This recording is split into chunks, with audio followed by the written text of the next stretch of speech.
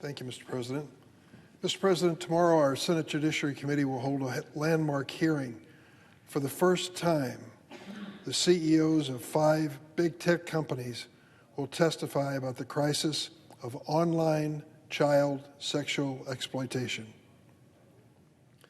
This continues our committee's bipartisan work to combat the dangers children face online. This has been one of my top priorities as chair of the committee. Last February, we held a hearing on kids' online safety. 6 witnesses testified about online sexual exploitation, cyberbullying, addictive online platforms, and the collection and sale of children's sensitive personal data. At the hearing, I noted there were no witnesses from the tech companies present.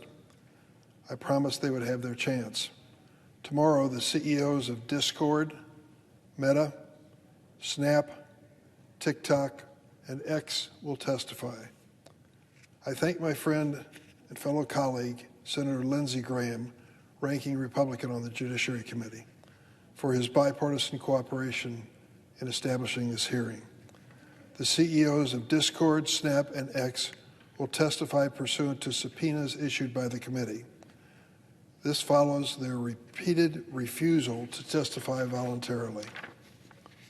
I look forward to hearing from these companies about what they're doing to make their platforms inaccessible to child sex offenders.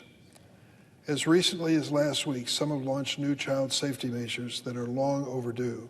If you're watching the playoff football games over the weekend, you heard some of these same companies advertising they've now discovered a new way to protect children. Could it have something to do with their appearance at the hearing? We'll see.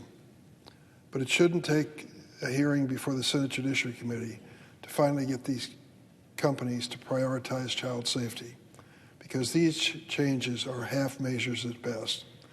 I welcome the opportunity to question them about what more needs to be done. There have been recent troubling reports about how each of these platforms is being used by offenders to target children or trade child sexual abuse material. Some reports even detail how the platforms promote exploitive behavior. Let's be really honest about this thing. Some of these algorithms are more powerful than any parent, that's for sure. And some of the techniques that are used by these platforms to encourage and lure children into situations where they're in danger are well documented and researched.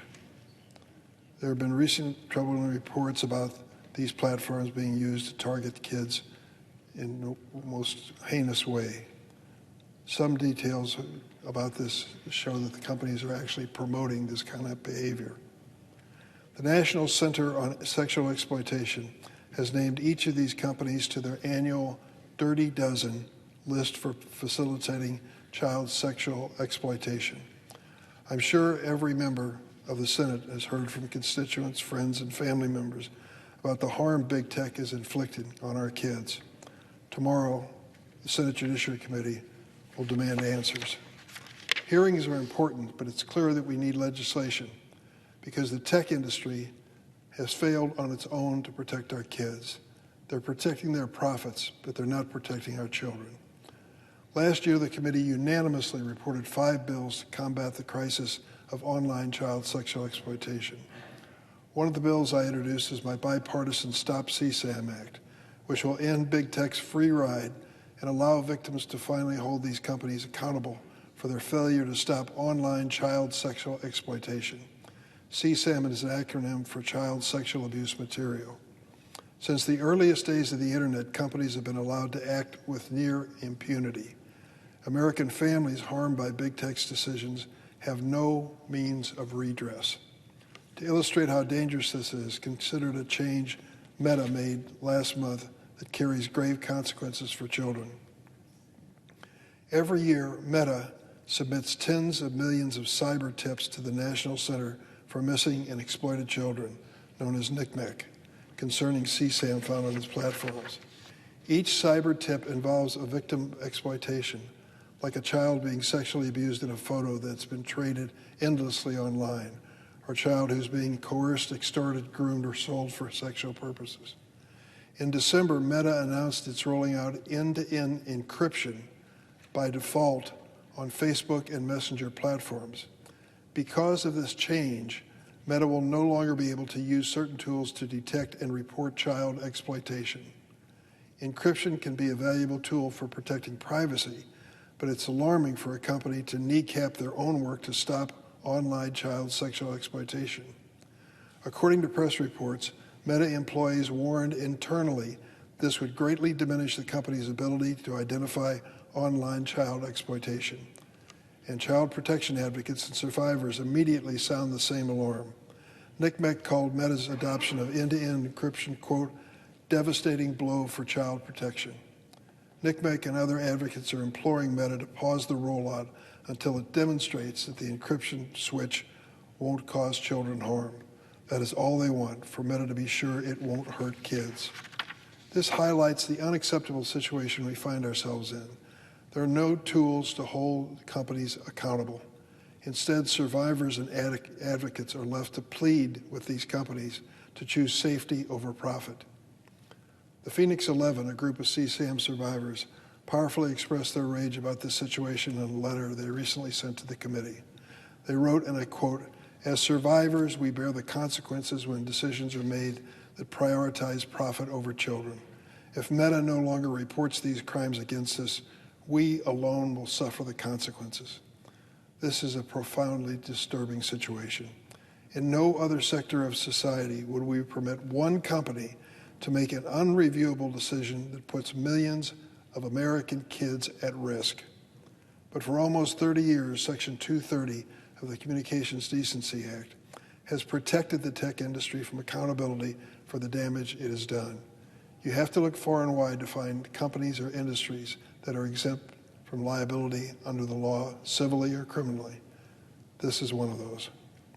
The law was enacted to allow a fledgling industry to grow, but now it has become an entitlement for the most profitable industry in history of capitalism to line their profits at the expense of kids. Every available metric suggests that online child sexual exploitation is getting worse. In the year 2013, NCMEC received approximately 1,380 cyber tips per day. 10 years later, 2023, this skyrocketed to 100,000 cyber tips per day. Think about that for a second. 100,000 reports of sexual abuse per day.